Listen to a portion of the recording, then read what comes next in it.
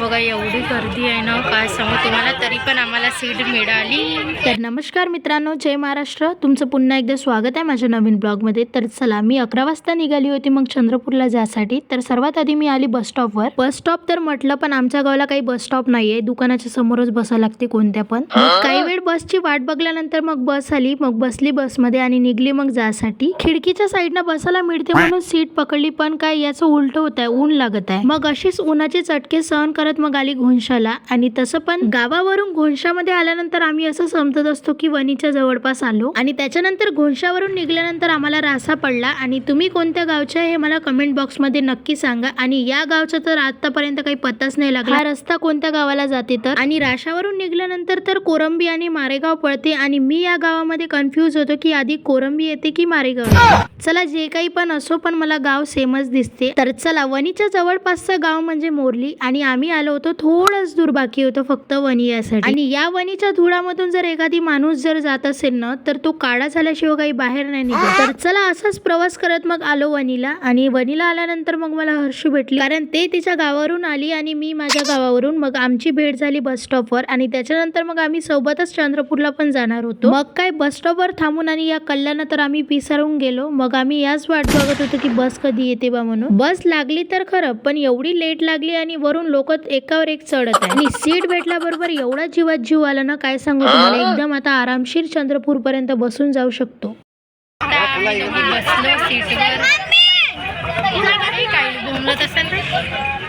येते ना तुम्ही मम्मी बसला खाली. खरंच मित्रांनो, एवढी गर्दी होती का ड्रायव्हरला पण जाता नव्हतं येत. तर चला मित्रांनो, गर्दी पायी तर पूर्ण पागल होऊन गेलो. भेटूया उद्याच्या ब्लॉग मध्ये.